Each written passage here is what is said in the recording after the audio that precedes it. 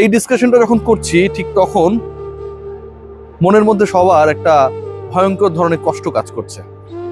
Social media হয়তো দেখেছেন যে মেহেদী হাসান মিরাজের চোখ ছলছল করছিল, সেটা দেখা গেছে। আমাদের লেন্স তাকে খুঁজে পেয়েছে।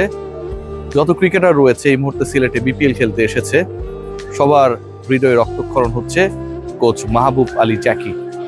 ঢাকা দলে, ঢাকা ক্যাপিটালসের সহকারী কোচের অকাল বিদায় এই মাঠে। কিছুক্ষণ পর তো জানাজা অনুষ্ঠিত হবে এখানটাই, আমরা সবাই অংশগ্রহণ করব, দর্শকরা থাকবে। কিন্তু এমন একটা সময়ে তিনি চলে গেলেন যখন তার দল অসাধারণ জয় তুলে নিয়েছে, যখন আমাদের সবার ফেভারিট ক্রিকেটার যাদেরকে নিয়ে অনেক বেশি আলোচনা ছিল এবং তাদের সিলেক্ট করার ক্ষেত্রে এই মাহবুব আলী জ্যাকি অকশনের টেবিলে একটা বড় রোল প্লে করেছেন, তারা পারফর্ম করেছেন। সাব্বির রহমান, নাসির হোসেনরা পারফর্ম করেছেন। তার ঢাকা গতকাল যে দলটা 190 চেস করে রাজশাহী ওয়ারিয়র্স জয় পেয়েছিল, সেই দলকে হারিয়ে দিয়েছে। কেউ কেউ আসলে সুখের দেখা তখন পান যখন আসলে তিনি নিজেই অন্যকে দুঃখের সাগরে ভাসিয়ে নিয়ে যান। একটু এন্ডোর্স করতেই হবে, গুরুত্বপূর্ণ, কারণ ঠান্ডা পড়েছে, আপনারা সবাই জানেন। এবং এই ঠান্ডায় যদি আপনি বডিতে 72 ঘন্টা পর্যন্ত ময়েশ্চার ধরে রাখতে চান, তাহলে লিলি হুইপশিয়া বডি ওয়াশ ব্যবহার করতে পারেন। ডেফিনেটলি এটা অনেক বেশি কার্যকর। যে আলোচনাটা করতে চাই আজকের এই ম্যাচে, এবং এই ম্যাচে সিরিয়াস যেই জায়গাটা নিয়ে আসলে বলতেই হবে, সেটা হচ্ছে সাব্বির রহমান রুম্মান। আবারও একটা বিপিএল এসেছে, আবারও একবার তিনি বিপিএল এ খেলছেন। এবং এই সাব্বিরকে নিয়ে দুই বিপিএল এর মাঝখানে আমি যত আলোচনা করেছি, কন্টেন্ট বানিয়েছি, আপনারা যারা আমাকে শোনেন তাদের 50% আমাকে গালি দিয়েছেন। সাব্বিরের কারণে নাকি আমি যে কন্টেন্ট গুলো বানিয়েছি সেগুলো আসলে কার্যকর না, তিনি আর চলেন না, স্ট্রাইক রেট বেটার না, লেগ সাইডের বাইরে তার স্ট্রেংথ নেই। সেই সাব্বির রহমান রুম্মান আজকে যখন ঢাকা ক্যাপিটালস জয় পেয়েছে, চলে যাওয়া কোচ মাহবুব আলী জ্যাকির বিদেহী আত্মাকে যেই জয়টা একটু হলেও শান্তি দিয়েছে, সেই জয় ফিনিশিং রোল প্লে করেছেন সাব্বির রহমান রুম্মান। জ্যাকি স্যার যাকে সিলেক্ট করার ক্ষেত্রে, নেবার ক্ষেত্রে একটা বড় রোল প্লে করেছিলেন। সাব্বির রহমান রুম্মান 28 লাখ টাকায় ঢাকায় যেই ক্রিকেটারকে নেওয়া হয়েছে, সেই ক্রিকেটার করেছেন 21 রান। একটু অন্যভাবে যদি বলি, সেই 21 রান যখন করতে তিনি ক্রিজে গেছেন, ঠিক তখন প্রতি ওভারে প্রায় 7.5 মতো রান প্রয়োজন জয়ের জন্য রাজশাহীর বিপক্ষে ঢাকার। লো স্কোরিং ম্যাচ, শেষ দিকে সাব্বির মনে করা হচ্ছিল আরো ক্লোজ হয়ে যাবে। সাব্বির ছক্কা মেরে বাউন্ডারির ওপারে বল পাঠিয়ে, ওপারে এখন পেরিমিটার বোর্ড দেখা যায় না, স্ট্যাটিক বোর্ডের মতো অবস্থা, দলকে জিতিয়েছেন যখন দরকার 5 রানের। সেই সাব্বির 10 বলে 21 করেছেন, 210 স্ট্রাইক রেটে ব্যাট করেছেন। বিপিএল এর ভেরি ফার্স্ট ম্যাচে খেলতে নেমে অপরাজিত থেকে দলকে জেতানো সাব্বিরের স্ট্রাইক রেট, তার দল এবং প্রতিপক্ষ দল, দুই দল যদি আমরা বিবেচনা করি, সবার থেকে সবচেয়ে বেশি 210। তার দলের 150+ স্ট্রাইক রেটে কেউ ব্যাট করে নাই, যে কারণে ম্যাচটা একসময় মনে হচ্ছিল ক্লোজ হয়ে যাবে। 1 বছর পর বিপিএল এ নেমে প্রথম ম্যাচে চাপে সাব্বির রহমান রুম্মান ঠিক তার কাছ থেকে যেই রোলটা আমরা এক্সপেক্ট করি, সবাই এক্সপেক্ট করে, সেই রোলটা প্লে করেছেন। What about Nasir Hossain? অন্যদের আলোচনা আমি আসবো। What about Nasir Hossain? সাব্বির তো তাও ট্রেনিং করেন, প্র্যাকটিসের মধ্যে থাকেন, অনেক কিছু করার চেষ্টা করেন। নাসির হোসেনকে নিয়ে আমরা যেন একদম হতাশার রাজ্যে নিমজ্জিত। অথচ রংপুরকে এনসিএল জেতানোর ক্ষেত্রে নাসির হোসেনের বিভিন্ন সময় মাস্টার ক্লাস আমরা দেখেছি। নাসির হোসেন আজকে 2 উইকেট নিয়েছেন।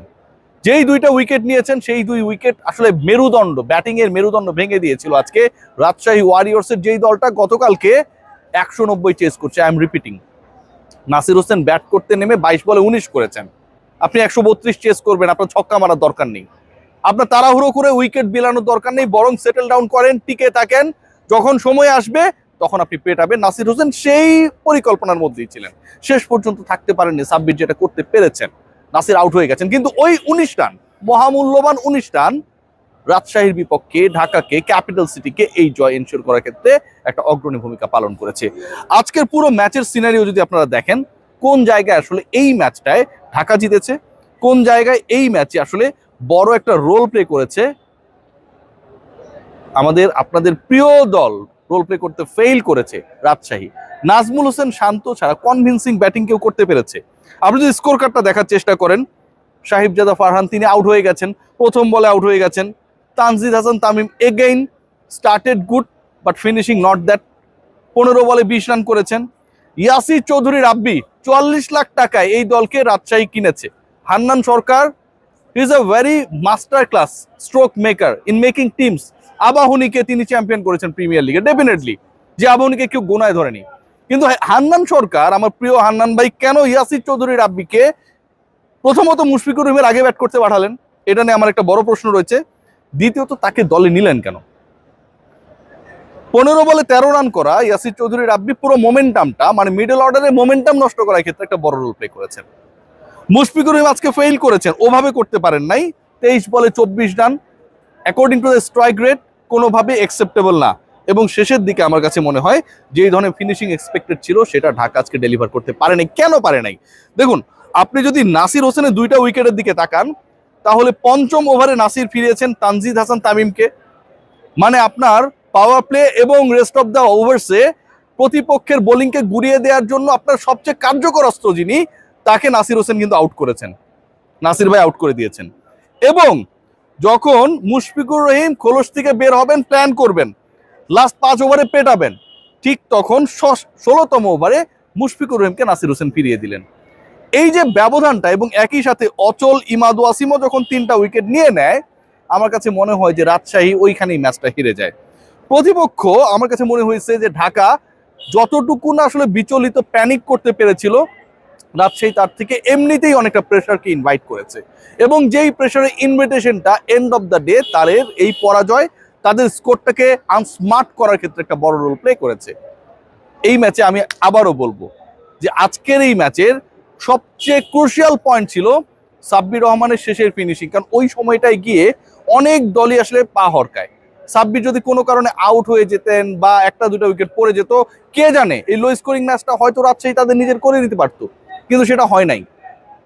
বাউন্ডারি ওভার বাউন্ডারি শুরুটা করেছেন ছক্কা মেরে, অফ সাইডে দারুণ একটা 4 মেরেছেন, ফিনিশিং এর যে রান সেটাও ছক্কা মেরে। এবং এই 2 ছক্কা এবং 1 4, মানে বাউন্ডারি ওভার বাউন্ডারিতে 10 বল খেলেছেন, তার মধ্যে 3টাই বাউন্ডারি ওভার বাউন্ডারি। এই 3 বলে তিনি করেছেন 16 রান।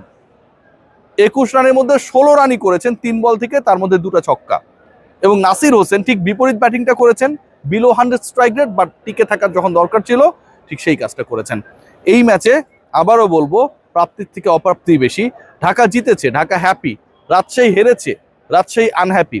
কিন্তু দুই দল কিংবা এই বিপিএল এ যত ক্রিকেটার রয়েছে সবাই একটা জায়গায় গিয়ে আসলে আজকে যে ইনসিডেন্টটা মাঠে ঘটে গেছে, একটা মানুষ উইদিন 5 মিনিটসের মধ্যে তরতাজা একজন মানুষ, অ্যাথলিট, ক্রিকেটারদের নিয়ে কাজ করে, মাঠে গিয়ে প্ল্যান পর্যন্ত করেছে, টস হয়ে গেছে, 11 কি হবে মাহবুব আলী জ্যাকি ডেফিনেটলি সেখানটাও ইনপুট দিয়েছে। সাব্বির নাসিররা কিভাবে ব্যাট করবে আজকে প্রথম ম্যাচে, তারা 11-এ থাকবে, এই আলোচনাটাও নিশ্চয়ই হয়েছে। সেই তিনি আমাদের মধ্যে নেই। প্রাণোচ্ছ্বাস রয়েছে, দর্শক রয়েছে, জয় রয়েছে, পরাজয় রয়েছে, কিন্তু এন্ড অফ দ্য ডে মাহবুব আলী জ্যাকি যেভাবে মাঠ থেকে চিরবিদায় নিলেন, এই আক্ষেপটা কোনো আনন্দ দিয়ে আসলে কাটানোর না। সবাই ভালো থাকবেন।